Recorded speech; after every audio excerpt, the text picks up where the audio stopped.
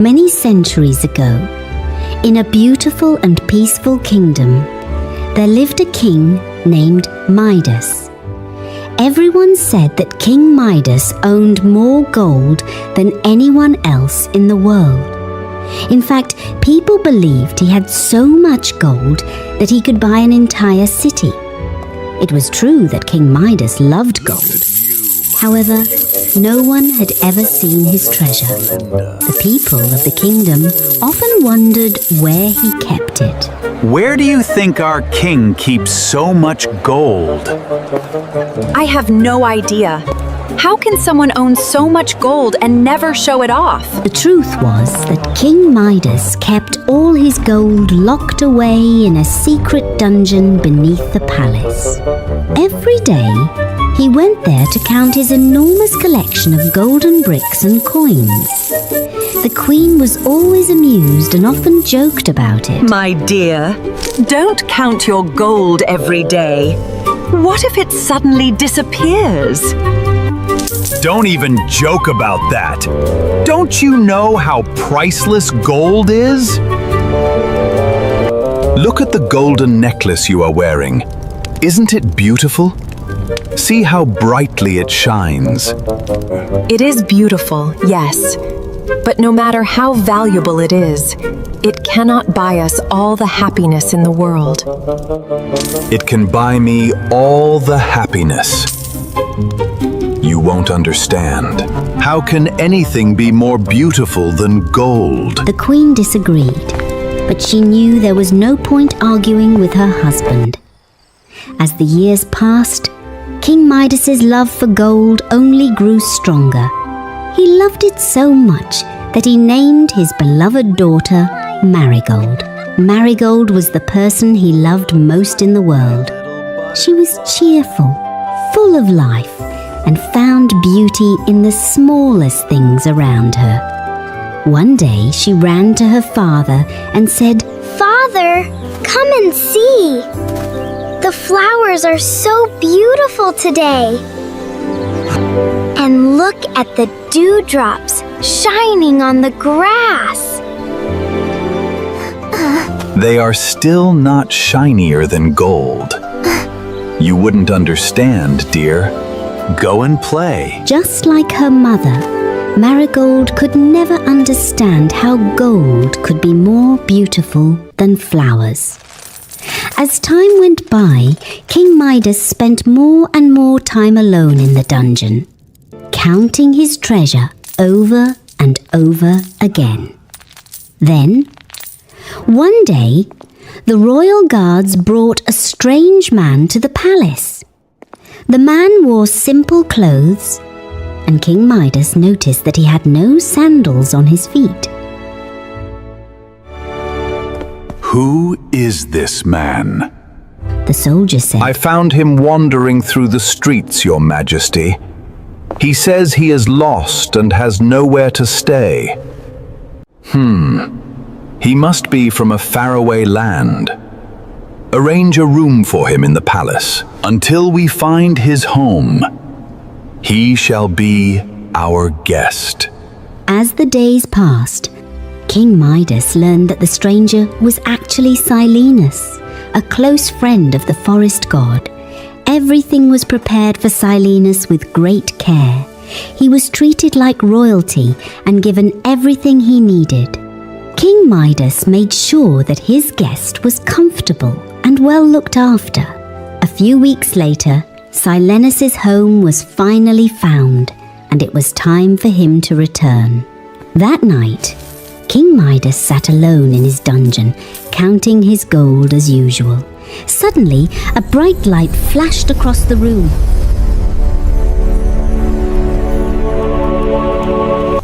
What? Oh, heavens! Who are you? Why are you here? A mysterious figure appeared before him and smiled. I have journeyed here from the ancient woods, Midas. How do you know my name? Are you here to rob my gold? The god laughed loudly. What would I do with gold? It is of no use to me. I am here to thank you, Midas. Thank me? For what? Silenus is a dear friend of mine. I know how kindly you cared for him. I am impressed by your hospitality, and I have come to grant you any wish you desire. Tell me, what do you want? Midas could hardly believe his ears. He could wish for anything in the world. I want a ship full of gold. No, perhaps a house full of gold. No, even that is not enough. Wait, I know what would make me truly happy. Give me the golden touch. I wish that whatever I touch turns into pure gold. As promised, your wish shall be granted.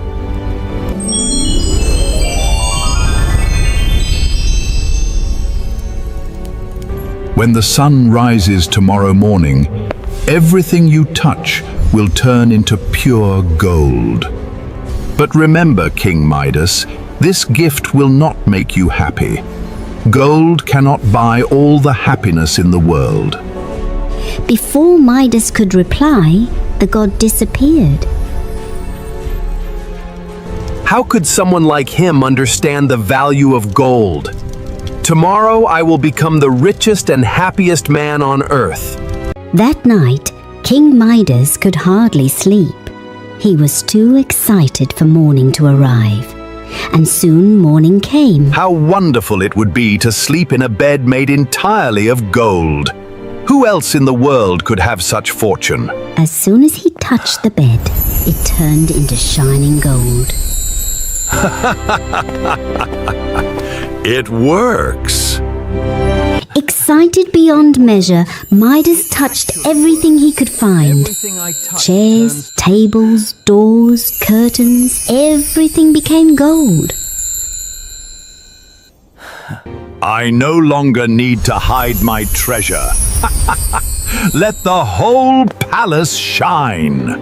He walked through the corridors, touching everything in his path. Then he went out into the palace gardens and turned every tree, flower, and plant into gold.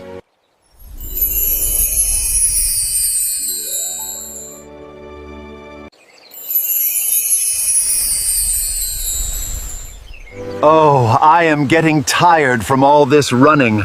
I still have the entire kingdom to turn into gold. I must travel through the kingdom and show everyone my golden touch. But first, I need something to eat.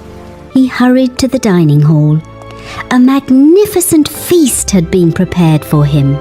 There were fruits, roasted meats, fish, and many other delicious dishes. What a feast! Everything looks delicious. He reached for a glass of water. The moment his fingers touched it, the water turned into solid gold. No. Where is the water? I am thirsty. He grabbed the pitcher, but it too became gold. Panic began to rise inside him. He picked up an apple. It instantly turned into gold. One by one, he touched the food on the table and watched in horror as everything became hard, lifeless metal. I'm hungry. What will I eat now? I'm thirsty. What will I drink? I cannot eat or drink gold. Will the richest king on earth die of hunger? For the first time, King Midas felt miserable. He sat staring at the beautiful feast, which was now completely useless to him. Just then, he heard a familiar voice. Father! Marigold came running in from the garden. Before Midas could stop her, she threw her arms around him. No, Marigold! But it was too late. In an instant, Marigold turned into a beautiful golden statue. She shone brighter than any treasure Midas had ever owned. But she did not breathe. She did not move. She did not speak. King Midas fell to his knees in despair. His beloved daughter was gone. Oh no, what have I done? Marigold, how could this ever make me happy? My beautiful little sparkle. Please say something. With tears streaming down his face, Midas rushed back to the dungeon and cried out for the forest god. Please, help me! At once, the forest god appeared. Oh, King Midas, what is the matter? Why do you look so sad? It has only been a few hours since you received your special gift. Do you wish for another boon? Midas shook his head. God, I beg for your forgiveness. What good is this gift if it takes my daughter away from me? What use is food made of gold when I cannot eat it? What use is water made of gold when I cannot drink it? His voice trembled. My real treasure was my daughter, and now she no longer speaks. What should I do with all this gold if I can never see her smile again? Please, take all my gold. Take everything I own. But give me my marigold back. I understand now. Gold cannot buy all the happiness in the world. The forest god smiled kindly. King Midas, you have learned a very valuable truth. Gold fades away, but the love and care we share with others are far more precious. They never die, and they never lose their value. The forest god then waved his hand, and a small golden pitcher appeared before King Midas. Take this. This pot is filled with magical water. Sprinkle a few drops on everything that has turned into gold, and the water will reverse the effect of your touch. Midas's eyes filled Thank with you. hope. Thank you, God. Without wasting a moment, the king rushed to his daughter and sprinkled a few drops of the magical water over her. At once, the golden statue began to change. The gold slowly disappeared, and Marigold became a little girl once again. She blinked her eyes and looked around in confusion. King Midas wrapped his arms around her and held her close. Father, what happened here? Nothing, my child. I will set everything right. The king then hurried through the palace, sprinkling the magical water on everything he had turned into gold. The tables returned to wood, the curtains became soft again, and the food and water returned to normal.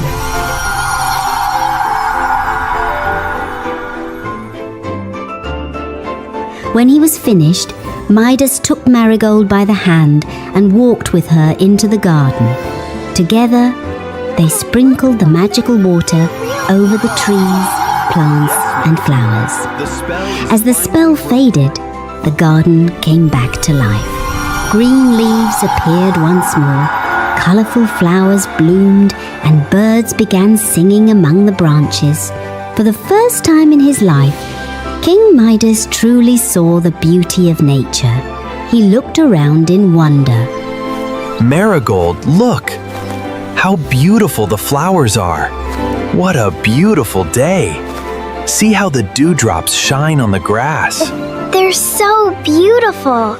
After everything had been restored to its natural form, King Midas sat down at the breakfast table with his wife and daughter. The table was filled with delicious food, fresh fruits, warm bread, fish, and many other dishes. This time, Midas could finally enjoy them. He ate happily, tasting every bite. Never before had food seemed so delicious. He drank glass after glass of cool water, quenching the thirst that had troubled him all morning. The Queen and Marigold watched him with amusement. From that day on, King Midas never returned to the dungeon to count his gold. Instead, he spent his days with his family. He walked through the gardens with Marigold, talked and laughed with the Queen, and learned to appreciate the little and simple things around him.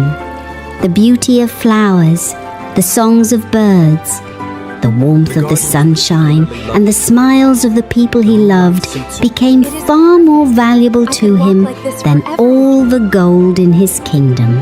And so, although he no longer possessed the golden touch, King Midas truly became the richest and happiest man on earth.